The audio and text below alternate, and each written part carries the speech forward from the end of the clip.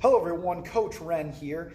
I wanted to talk to you all today about a few key points with long-term programming. If you're somebody that's got a specific goal, whether it be a certain amount of weight to lose, muscle to gain, want to run a marathon, want to do a powerlifting meet or strongman or whatever it is, then long-term programming is going to be really helpful, especially if it's something that's going to take you several years to do. Now, if we're looking to manage our training and we want to continue to progress, this is going to be really important. Some of the things on this board here, that some of which you might already be doing, some you might not be. So instead of just going into the gym and smashing ourselves with all sorts of random exercises or looking up a workout routine in some sort of magazine that might give you like a one week's worth of structure, we're going to look at months and perhaps even years worth, and how do we manage that over time? Because if you're just continuing to go as hard as you can in the gym every single time you show up, eventually something's going to give, and it's not going to be pretty. However, on the other side of the coin, if you're the type that's going to go in and kind of go into it half-heartedly, don't expect to make progress over a long period of time. We need to balance things. We need to manage stress and fatigue that will ultimately accumulate or not accumulate. And some of these things on here will help you make sure that you're continuing to make progress while not overdoing it, overtraining, ending up in the doctor's office or emergency room.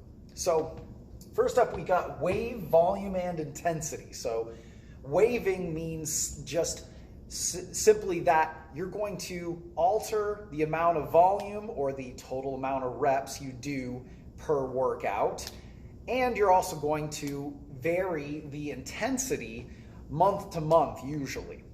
So some months you might go into a phase or a block, if you will, of several weeks of high volume training. You're trying to build some muscle perhaps, or you're just trying to build a stronger base for heavier weights later on.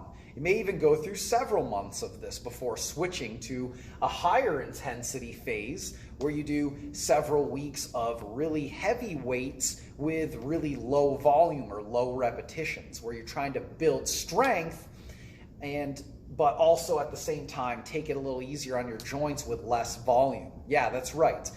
High volume, lots of reps, actually harder on the connective tissue and on your joints than higher weights, higher intensities with lower volume. So make sure you're varying these things as well, which kind of leads us into the second one, which is the deload.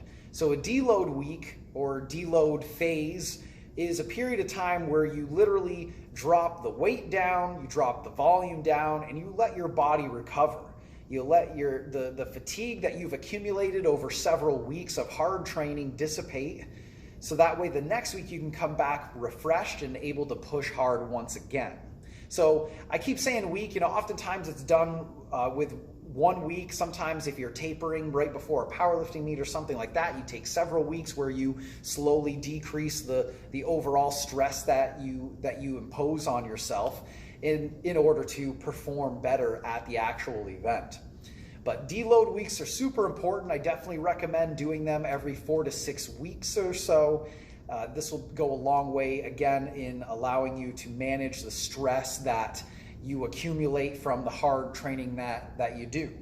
Now, if you're not doing super hard training, you may find you're not going to need this, and that should tell you something. If it's not feeling like you should take a little bit of a break, a down week, not just a week off, but just a week where you do lighter weights, you still go in, you move your body, you still practice the techniques that you've learned, then you're going to ultimately, over the long haul, be able to make much more progress than if you were to just go ham every time in the gym, as the kids say. Number 3, testing and tracking. So this is a really good way, or both of these are really good ways to see where are you, how close are you to your ultimate goal. So testing every so often, whether it's testing how fast can you run a mile, how fast can you run a 5K, how fast can you run a 40-yard dash, or how much weight can you do for a 1 rep max on your squat or your bench press. These are ways to gauge where you are and how far you've come since you started. So always a good idea to have something like that. You could do push-up tests. You could test your blood pressure if you're trying to fix that. Or do, yes, weigh-ins, or measure your waist to hip ratio. There's endless different ways you can test it. Even if it's just looking in the mirror at yourself, seeing if your guns have gotten a little bigger, all right? So testing and tracking. So tracking, especially good, super simple thing you can do. Get a simple composition notebook or use some sort of document on your cell phone, whatever, and literally just record what you do each day in the weight room. How much weight? How many reps? Did you miss any reps? Did you tweak something? Are you feeling really run down? You can log all of that in your journal so that you can go back the next week. You can look back and see how much weight did you do for that particular exercise? How are you feeling that day? Maybe you could push a little more. Maybe you need to do a little less. All right, so it really takes a lot of the guesswork out and allows you to keep yourself from doing the same thing every single time you come into the gym. So you can say, hey, I've been doing this weight for a while. Maybe I should add some, or maybe I should add a few reps, or whatever the case may be. That can go a long way in helping you continue to make progress over the long haul. And then we have goals. So this kind of ties in with the testing and tracking, because that's going to gauge where you are in relation to your goals. So goals could be anything, once again, and let's try to get specific with it. How much weight, do you want to lift a certain amount of weight? How much? By when? Okay? Get specific with those things, and you'll have something to shoot for, which will also allow you to then get specific with how you train and use variety at the right times.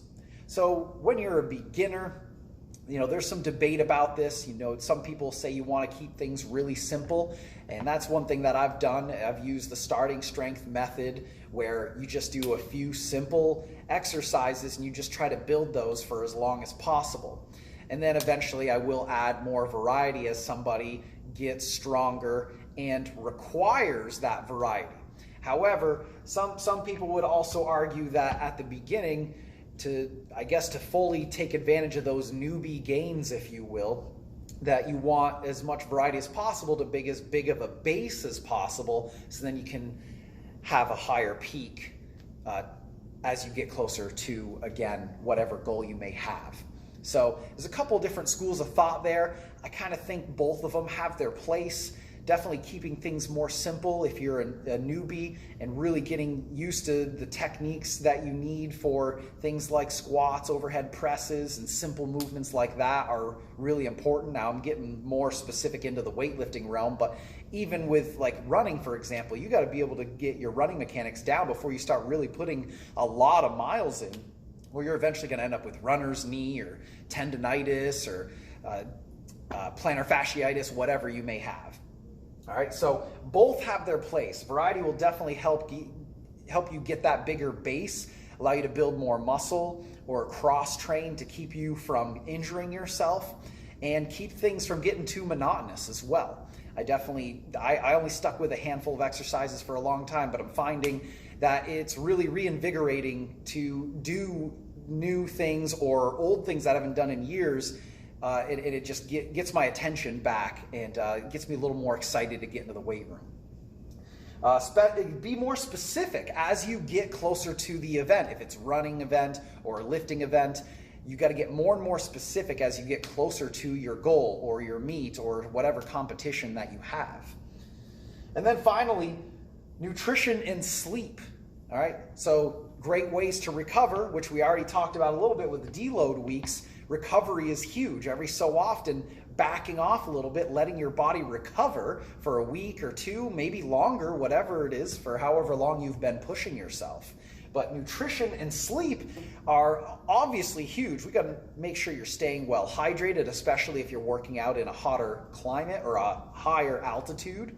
And you got to make sure, are you getting enough protein, carbohydrates, minerals, vitamins? Are you getting all these things to fuel your body so that you're constantly training with an optimal amount of energy and vigor? And then sleep will do the same thing. All right, allow your muscles to recover, your brain to recharge, and ultimately recovering from the training is where we get better. Not the training itself. The training makes you worse. You're exhausted after you train. Your muscles are damaged, your nervous system's shot, your cardiovascular system's been stressed. So the sleep and the nutrition are going to allow you to recover and reap the benefits of the exercise you just did. So those are a few key points on long-term training. I know this video was a little longer than a lot of the other ones I've had more recently, but I hope you got a little something out of it. And if you have anything to add, please put them in the comments below, and I'll see you in the next one, friends.